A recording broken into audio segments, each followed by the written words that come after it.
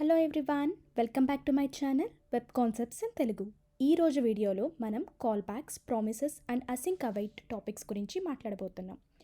So ఈ topics అనేవి మూడు రిలేటెడ్గా ఉంటాయి. సో నేను అన్నిటినీ ఒకే వీడియోలో కవర్ చేయాలని అనుకుంటున్నాను. So let's start. So call backs అని నేను చాలా దగ్గర వాడింటాను, బట్ ఎగ్జాక్ట్లీ కాల్ బ్యాక్స్ అంటే ఏంటి? So a callback is a function that is executed after another function gets executed. అంటే కాల్బ్యాక్ అనేది ఒక ఫంక్షన్ను, అదొక ఫంక్షన్ని ఇంకో ఫంక్షన్ ఎగ్జిక్యూట్ అయ్యాక ఇది ఎగ్జిక్యూట్ అవుతుంది. దాన్ని కాల్బ్యాక్ ఫంక్షన్స్ అంటారు. అండ్ ఫంక్షన్స్ ఇది మనం ఏం చేస్తామంటే ఈ పర్టికులర్ ఫంక్షన్ని, కాల్బ్యాక్ ఫంక్షన్స్ని మనం ఆర్గ్యుమెంట్ రూపంలో ఇంకో ఫంక్షన్కి పాస్ చేస్తాం.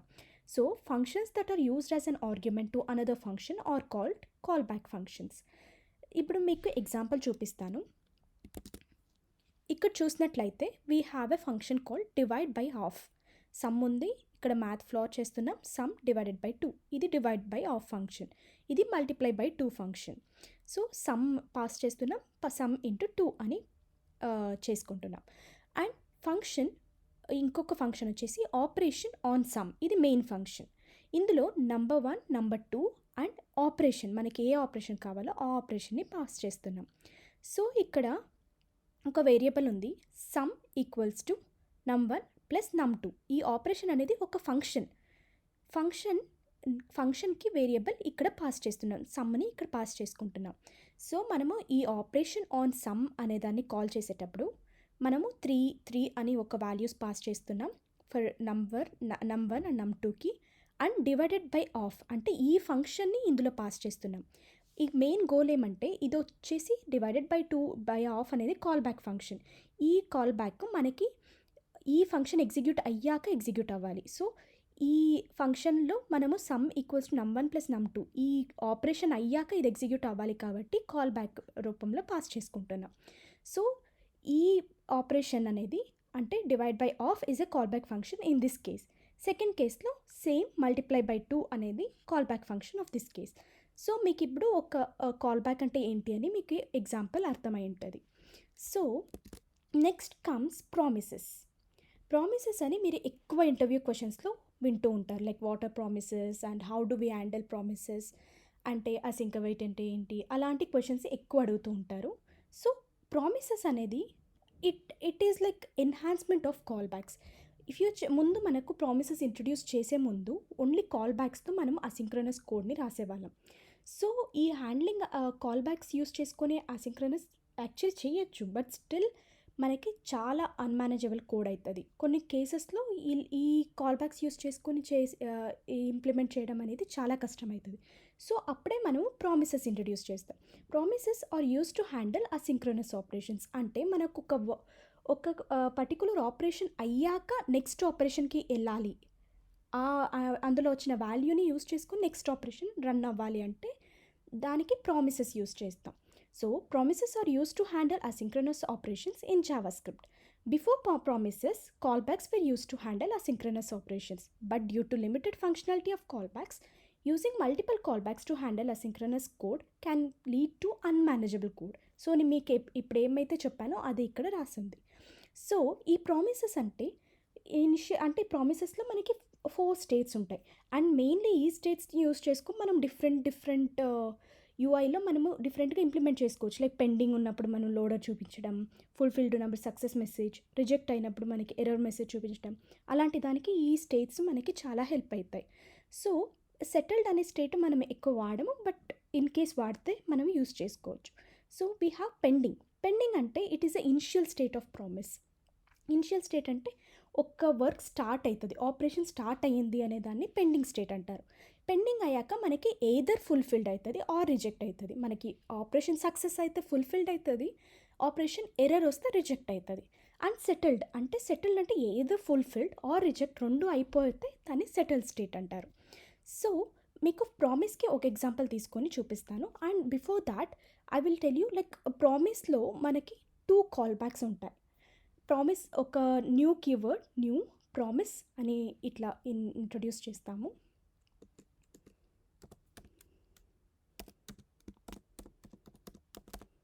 న్యూ ప్రామిస్, ఇక్కడ 2 కాల్ బ్యాక్స్ ఉంటాయి. కాల్ బ్యాక్స్ అంటే రిజాల్వ్ అనేది ఒక ఫంక్షన్,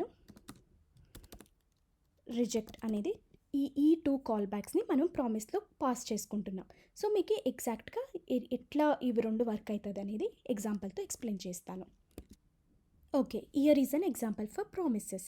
ఈ ఫంక్షన్ వచ్చేసి ఒక ప్రామిస్ని రిటర్న్ చేస్తుంది. ఎలా రిటర్న్ చేస్తుందంటే ఈ ఫంక్షన్ నేమ్ వచ్చేసి some of 3 elements.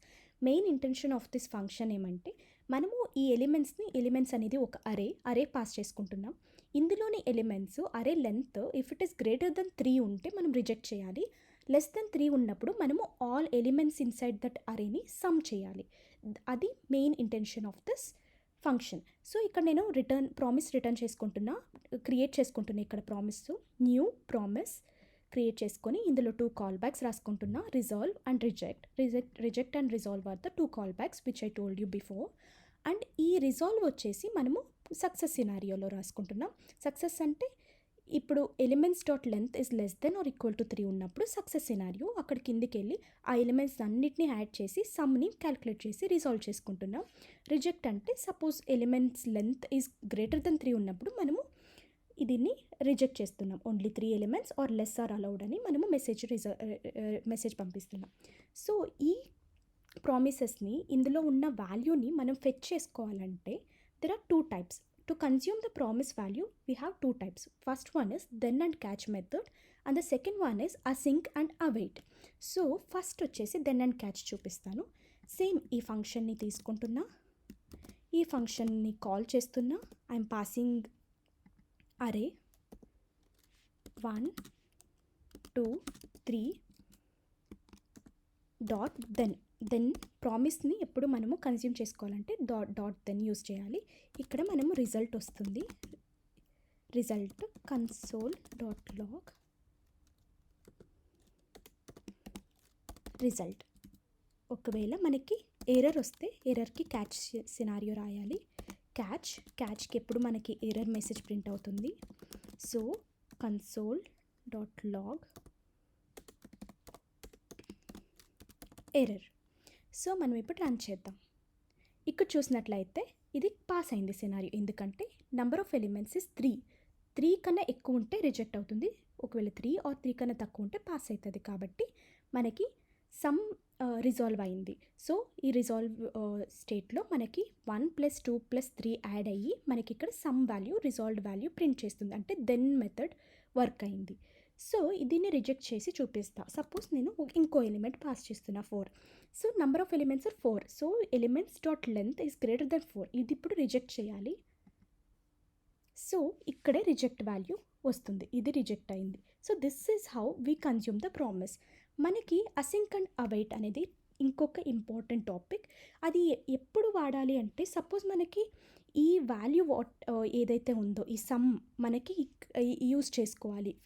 Next స్టెప్కి use చేసుకోవాలంటే మనము నెక్స్ట్ స్టెప్ ఈ రిజల్ట్ వాల్యూస్ మనం ఇక్కడ ఏదైనా చేసుకోవాలి. ఇక్కడ నెక్స్ట్ స్టెప్ రాయాలి. ఇన్స్టెడ్ ఆఫ్ దట్ మనం బయట రాయాలి అనుకున్నప్పుడు reject values async and await use అవుతుంది. సో మనం ఈ పర్టికులర్ ఫంక్షన్ని అవైట్ యూజ్ చేసుకొని మనం డేటాని బయటికి తీసుకొద్దాం. సపోజ్ ఒక వాల్యూకి స్టోర్ చేసుకుంటున్నా. Suppose value equals to await. Same ఇట్లా చేసినట్లయితే ఇక్కడ మనం వాల్యూస్ పాస్ చేస్తున్నాం. 1 2 అండ్ 3 పాస్ చేస్తున్నాం. ఇక్కడ కన్సోల్ లాగ్ చేస్తున్నా వాల్యూ. సేమ్ మనకి ఇక్కడ ప్రింట్ అయినదే ఇక్కడ ప్రింట్ అవుతుంది.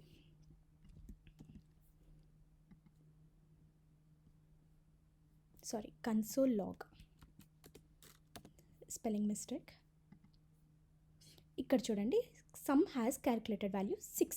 సపోజ్ మనకి ఈ సమ్ వాల్యూని మనం నెక్స్ట్ స్టెప్లో ఎక్కడైనా వాడాలి అనుకున్నప్పుడు ఇలా చేయొచ్చు. బట్ స్టిల్ ఇది కూడా అన్మేనేజబుల్ కోడ్ అవుతుంది. It is just syntactical sugar. మనకి ఇంకా హెల్ప్ అవుతుంది. ఇట్లా చేయడం వల్ల మన కోడ్ని ఈజీగా మేనేజ్ చేసుకోవచ్చు. సో అసింక్ అండ్ అవైట్ ఇలా వాడతాం. So async and await makes promises easier to right. అంటే ఒక ప్రామిస్ని మనం ఈజియర్గా ఈజీగా మేనేజ్ చేసుకోవడానికి హెల్ప్ అవుతుంది. అండ్ అసిక్ ఏం చేస్తుందంటే ఒక ఫంక్షన్ నుండి ప్రామిస్ని రిటర్న్ చేస్తుంది. అవైట్ ఏం చేస్తుందంటే ఓకే ఆ promise either reject or resolve అయ్యే వరకు వెయిట్ చేస్తుంది. సో అది అవైట్ ఏం చెప్తుందంటే ప్రామిస్కి okay let me wait until you give a value, ఆ వాల్యూ వచ్చాక నేను నెక్స్ట్ స్టెప్కి వెళ్తాను అని అవైట్ చెప్తుంది. సో దిస్ ఈజ్ ఇట్ అండి. మీకు అసింక్ అవైట్ గురించి ఇంకా డీటెయిల్డ్ వీడియో కావాలంటే నాకు కమెంట్ బాక్స్లో కమెంట్ చేయండి. I try to make a new video of it. So that's it for today. ప్రతి ఒక్క నోట్సు నా డిస్క్రిప్షన్లో అవైలబుల్ ఉంటుంది. So please subscribe my channel and do share with your friends.